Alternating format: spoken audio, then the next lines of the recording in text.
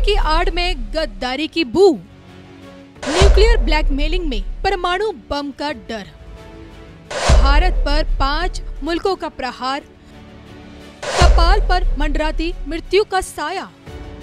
PM Modi के रहते क्या होनी है जंग, भविष्यवाणी का पुराण का अटल सच। देखिए सिर्फ और सिर्फ धर्म ज्ञान पर।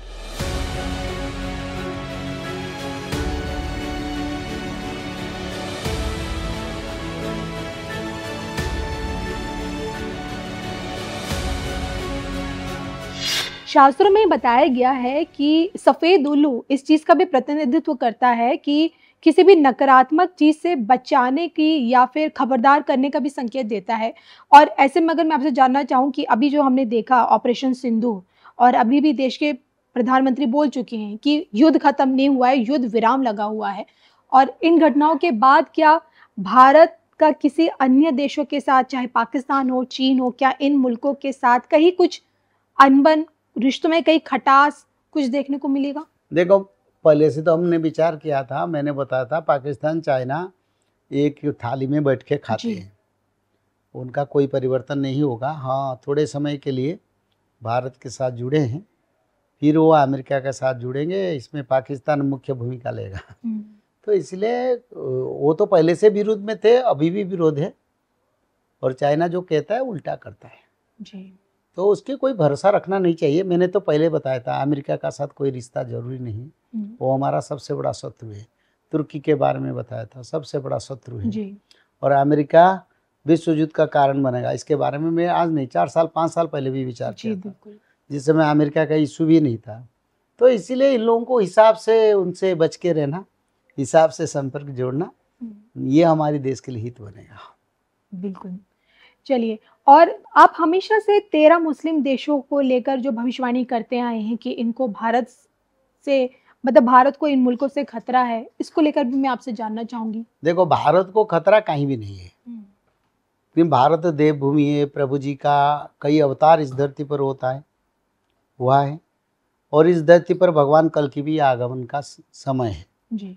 तो इसलिए भारत का कौन को कुछ नहीं कर पाएंगे। वो जितना सोचते हैं, हाँ थोड़ा बहुत तो हो सकता है, जब वार होता है तो होता है, पर भारत में भक्त लोगों का सुरक्षा के लिए प्रभु है। तो इसलिए भारत के लोग अगर धर्म की ओर आएंगे, गोमाता हत्या बंद हो जाएगा, गोचारा भूमि को गोमाता के लिए खोल दिया जाएगा, और साथ ही साथ धर्म पवित्रता का पालन मानव लोग करेंगे, तो भारत में जो समय आ रहा है उस समय से हम रक्षा मिलेगा। और विश्व की जो देश हमारे विरुद्ध में है, जिसके बारे में भविष्यवाणी का पुराण में मैंने पहले से प्रचार किया था, जैसे अमेरिका बात हो, चीन हो, पाकिस्तान हो, तुर्की हो, ईरान हो, इसके बारे में हमारी भविष्यवाणी का पुस्तक में भी मैंने रचना किया है। तो ऐसे वो अपने हिसाब से काम करेंगे, कोई उसमें परिवर्तन नहीं होगा। अभी छोटा गठबंधन चाइना के साथ चल रहा है, पर उसका भविष्य बिल्कुल काला भविष्य होगा जी। जिस भविष्य में वो मिलके हमारे साथ अटैक करेंगे, इसमें कोई परिवर्तन, कोई डेविएशन की संवाद नहीं है। महाराज जी, देखिए, आप अपनी बातों को बड़ी ही स्पष्टता से रखते हैं, लेकिन जो दर्शक हैं वो आपसे इसके पीछे का प्रमाण जानना चाह रहे हैं। वो अगर आपसे ये पूछना चाह रहे हैं कि आप दावा तो कर रहे हैं कि भले आज एससीओ मीटिंग के जरिए भारत चीन के साथ अपना एक मित्रता भाव वाला संबंध बनाने की कोशिश कर रहा है, लेकिन आप कह रहे हैं कि क्लाइमेक्स कुछ और होगा, भारत और चाइना के बीच कहीं कोई दोस्ती नजर नहीं आएगी। क्यों? अरे, छोटे समय के लिए कुछ हो सकता है, पर वो उनका भविष्य ही है, फिर वो पाकिस्तान के साथ मिलकर वार करेगा। क्यों, ऐसे क्यों लगता है आपको? अरे सुनो, ये शास्त्र और हमारी विचारधारा ये आज की नहीं जी। मैंने पहले से इसके बारे में नहीं को तो हम झूठा बन जाएंगे। पहले से हम क्या बोले थे, चाइना पाकिस्तान मिलकर अटैक करेंगे जी। क्या लिखा है, यही भारत और संगे चीना देव धाड़ी निश्चय जबन तुले। इसका अर्थ क्या है? उड़िया में लिखा है, मैंने भारत के साथ चाइना वार करेगा, जबन यानी मुस्लिम लोगों को लेके करेगा। उसमें क्या परिवर्तन कौन करेगा? ये तो विधि का विधान है, तो यानी कि भविष्य लिखा जा चुका है कि ये होना ही होना, अटल सत्य है। देखिए, भविष्य भगवान के द्वारा कंट्रोल है जी। मनुष्य अपना खाना पीना, भोजन, रहन सहन अपने द्वारा कंट्रोल है। जलवायु मनुष्य की कंट्रोल है, नहीं। धरती को घूमना मनुष्य के कंट्रोल है, सूर्य देव को आना जाना मनुष्य का कंट्रोल है। तो ऐसे जो होने वाला ये प्रभु जी का कंट्रोल है। वार होना, जनक्षय होना, देश देश के बीच में लड़ाई होना, ये तो पाप पुण्य के हिसाब से लड़ाई होता है। मेरा जो कंसेप्ट सुनिए, कोई देश में वार हो, उसी देश में पाप का भारा ज्यादा बढ़े तो वार होता है। आप बोलते हैं कोई मासूम देश के ऊपर उन्होंने अटैक कर दिया जी, कोई अच्छा पवित्र युद्ध, नहीं, ऐसा नहीं होता है। शास्त्र कहता है जहाँ पाप बढ़ता है वहीं पर युद्ध होता है, महामारी होता है, जल प्रलय होता है, विनाश होता है, पंचभूत प्रलय होता है, अनाहार होता है, सूखा पड़ता है, ये सब होता है। मतलब आपके अनुसार शास्त्र ये कहते हैं कि जिस देश में अत्यधिक पाप बढ़ जाता है, बिल्कुल, उसी देश में प्राकृतिक आपदाएं भी अत्यधिक होती हैं, उसी देश में जंग के देश के निवासी मारे जाते हैं, बिल्कुल। वही विध्वंस चीजें दिखती हैं। बराबर यही है, ओके। यही है। क्योंकि मृत्यु तब होगा तब पाप बढ़ेगा।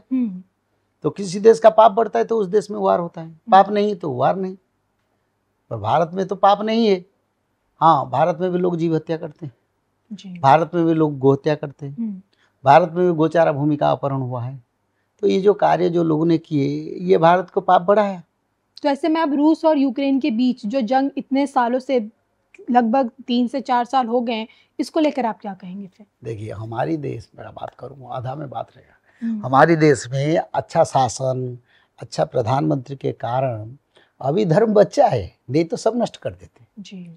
तो इसीलिए शासक भी होना चाहिए। प्रभु जी की कृपा से भारत में अच्छा शासन प्रशासन, और उस कारण हमारे देश में धर्म का प्रकाश हो रहा है।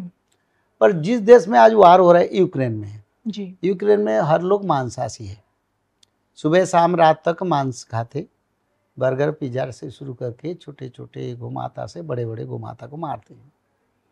तो जो लोग ऐसे काम करते थे, जीव हत्या करते थे, तो जीवो तो मनुष्य भी जीव है, छोटे छोटे जीव जंतु भी जीव जंतु है, तो एक दर्जा हम देते हैं, इसीलिए पाप बढ़ा है।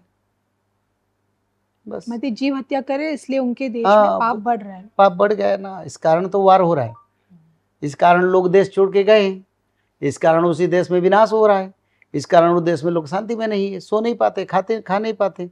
जब वो खाते थे नॉन वेज सब, बड़ा आनंद में खाते थे, अभी भी खा रहे हैं। अगर अभी छोड़ देंगे बस शांति हो जाए। और जिसने उस पर आक्रमण किया है रूस में कम पाप है। रूस हमारा मित्र था, और उनका पाप की पाला से भारी है, यूक्रेन का ज़्यादा है, रूस में कम है। तो इसीलिए प्रभु जी ने वहीं पर विनाश शुरू करें। मिड ईस्ट में हो रहा है, हमारे देश में वार हुआ था, रुक गया, क्योंकि यहाँ तो धर्म है। 30% लोग तो धर्म कार्य करते हैं, 70% लोग अधर्म काम करते हैं, उन कारण 30% लोग संभाल लेते हैं जी। इससे चलता है। सब धर्म पाप पुण्य के अनुसार वार करो, पंचभूत प्रलय को, सूखा पड़ना धर्म के अनुसार होता है हमारे विचारधारा। कोई सरकार शासन उसको नहीं रोक सकता। अच्छा पंडित जी, मैं आपसे समझना चाहूंगी, जो आज आप हमें पाप और पुण्य के बीच का मतलब समझाने की कोशिश कर रहे हैं, इसी पाप पुण्य के बीच एक मुल्क है जो अभी भी अपने लिए, खुद के लिए आज़ादी की मांग कर रहा है, और वो है बलूचिस्तान, जो पाकिस्तान का इस वक्त हिस्सा बना हुआ है। बलूचिस्तान का क्या?